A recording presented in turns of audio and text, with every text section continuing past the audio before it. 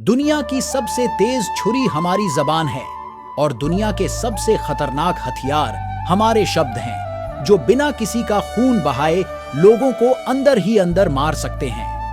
हमारे शब्द हमारी ताकत हो सकते हैं, उसी के साथ यह हमारी सबसे बड़ी कमजोरी भी हो सकते हैं, अगर हमें नहीं पता कि कब, कहां और क्या और कितना बोलना है। यदि हम सही समय पर सही इरादे के साथ सही शब्दों का प्रयोग करते हैं तो यह हमें एक सफल व्यक्ति बनाता है, लेकिन अगर हम सही समय पर सही इरादे से सही शब्दों का इस्तेमाल नहीं करते तो यह हमारे जीवन को नर्क से बदतर बना सकता है। तो चलिए जानते हैं एक कहानी के माध्यम से चुप रहकर जीवन को कैसे बदला जा सकता है। जापान में एक बहुत ही प्रसिद्ध बौद्ध भिक्षु रहा करते थे। उनका नाम रिसाई था। रिसाई अकेले रहते थे। दुनिया के शोर शराबे से दूर जंगल में वो रहते थे और वह बड़े ही ध्यानी और प्रभु भक्त व्यक्ति थे, इसलिए वह पूरे जापान में बहुत प्रसिद्ध थे। एक दिन एक राजकुमार रिसाई के पास आया और बोला, हे प्रभु, मैं हमेशा थका हुआ, निराश और परेशान महसूस करता हूं। मेरा मन बहुत अशांत रहता है। हालांकि मेरे पास सब कुछ है, दौलत, शोहरत, सुख सुविधाएं जो हर व्यक्ति चाहता है या पाने की चाहत करता है, लेकिन फिर भी मेरे अंदर इतनी अशांति और चिंता क्यों है? रिसाई ने उसकी बात बहुत ही ध्यान सुनी और कुछ सोचने के बाद कहा, तुम इस प्रश्न का उत्तर जानते हो, बस तुमने कभी इस प्रश्न को हल करने की कोशिश नहीं की है। रिसाई ने आगे कहा, मैं एक खोज करना चाहता हूं, क्या तुम मेरा साथ उसमें दोगे? इस खोज के बाद तुम्हारे जीवन में किसी भी तरह की अशांति और चिंता नहीं रहेंगी। यह बात सुनकर राजकुमार बहुत खुश हुआ। उसने रिसाई से कहा, बताइए मुझे क्या करना होगा? अपने मन के शांति के लिए मैं कुछ भी करने को तैयार हूं। राजकुमार की बात सुनकर रिसाई ने कहा, तो फिर अगले 15 दिन तक मेरे आश्रम में रहोगे और एक सामान्य व्यक्ति की तरह अपना जीवन व्यक्तित्व करोगे और इन 15 दिनों में तुम अकेले और चुपचाप रहोगे, जितना हो सके कम बोलोगे। राजकुमार सहमत हो गया। पहले दिन राजकुमार को लगा कि उसका मन सामान्य से अधिक अशांत और विचलित है। उसके मन में तरह तरह के विचार आ रहे थे और वह आम लोगों की तरह जीवन जीने में असहज महसूस कर रहा था और उसे अंदर से बोलने की चाहत हो रही थी, लेकिन वह चुपचाप रहा। उसके मुंह से एक शब्द भी नहीं निकला। अगले दिन वह वैसे ही पूरा दिन चुपचाप बैठा रहा। अगले 2-3 दिन बस वह चुपचाप बैठे रहता, लेकिन रात होते होते उसे अंदर ही अंदर शांति का अनुभव होने लगा। उसके लिए यह अनुभव अजीब था। वह खुद से पूछ रहा था कि वह अंदर ही अंदर इतना खुश क्यों है। अगले दिन राजकुमार अकेला चुपचाप बैठा रहा और वह प्रकृति को निहारने लगा।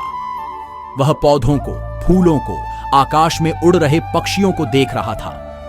वह अपने जीवन में पहली बार यह अद्भुत दृश्य महसूस कर रहा था कि उसके आसपास कितनी सुंदरता है। अब वह दिन भर प्रकृति की सुंदरता को निहारता रहता और ताजगी महसूस करते रहने लगा था। इसी तरह से 10 दिन बीत गए थे और उसके मन की सारी बेचैनी, सारी हलचल और सभी तरह के तनाव गायब हो गए। 11वें दिन की सुबह राजकुमार फिर से एकांत में बैठ गया और कुछ ही मिनटों में उसकी आंखें अपने आप बंद हो गई और वह गहरे ध्यान में चला गया।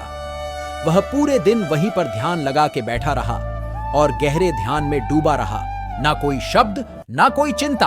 राजकुमार भीतर से असीम शांति और आनंद से भर गया।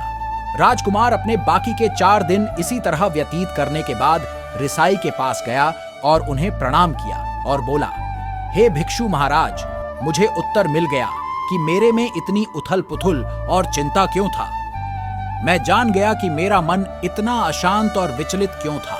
रिसाई ने मुस्कुराते हुए कहा, बताऊं क्या उत्तर मिला तुम्हें?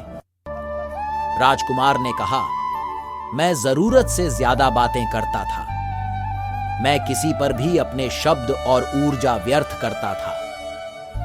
मैं दिन भर अपने लोगों से फालतू बातें करता और अकेले में उन्हीं लोगों के बारे में सोचता रहता था। ज्यादातर समय निगेटिव बातें सोचता रहता और इस तरह से मैं अपना समय बर्बाद कर देता था। ज्यादा बोलने और निगेटिव सोचने से मेरा मन अशांत और बेचैन हो गया था। इसी वजह से मैं किसी काम को ठीक से नहीं कर पा रहा था, जिसकी वजह से मैं हर काम में असफल होने लगा और फिर इन्हीं लगातार मिलने वाली असफलताओं की वजह से ही मैं उदास और चिड़चिड़ा हो गया। इन्हीं सभी चीजों के वजह से मेरा जीवन बर्बाद हो रहा था। यहां पर हुए 15 दिन मेरे लिए पूरी तरह से अलग थे। मुझे कुछ अलग ही एहसास यहां पर हो रहा था। अब मुझे ऐसा लग रहा है मैं अपना जीवन पूरी तरह से जी रहा हूं, लेकिन इसके पहले मैं अपना जीवन गलत तरीके से जी रहा था। जीवन में खुद को जानना और समझना बहुत जरूरी होता है, जो मैंने पिछले 15 दिनों में अनुभव किया। राजकुमार की सारी बातें सुनने के बाद रिसाई ने कहा, सिर्फ तुम ही नहीं, दुनिया में ज्यादातर लोग जरूरत से अधिक बोलते हैं। आज भी लोग ज्यादातर समय केवल दूसरों को नीचा दिखाने के लिए ही बर्बाद करते हैं। रिसाई ने राजकुमार को चुप रहने का महत्व समझाते हुए कहा, एक बार गौतम बुद्ध से उनके एक शिष्य ने पूछा, आप ज्यादातर चुप क्यों रहते हैं? तब बुद्ध उन्हें चुप रहने के फायदे को समझाते हैं। चुप रहने से व्यक्ति अंदर से अनंत शांति और गहराइयों में होता है। मौन अपने भीतर उतरने की पहली सीढ़ी है। मौन के बिना खुद को जानना असंभव है। खुद को जानने और समझने का पहला नियम है मौन हो जाओ। कम बोलने का कोई भी नुकसान नहीं है, लेकिन यदि आप ज्यादा बोलते हैं तो आप अधिक गलतियां करते हैं। अगर व्यक्ति कम बोलना शुरू कर दें तो संसार की 90% मुसीबतें अपने आप खत्म हो जाएंगी।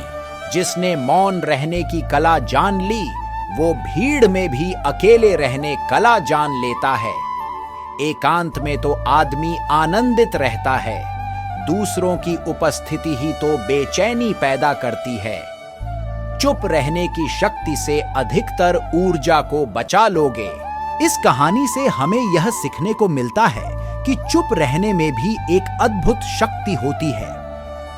अगर हम सही समय पर सही शब्दों का प्रयोग करते हैं तो हम अपने जीवन को सकारात्मक दिशा में बदल सकते हैं। चुप रहने से हम अपने आत्मा की गहराइयों में जा सकते हैं और अंदर से शांति का अनुभव कर सकते हैं।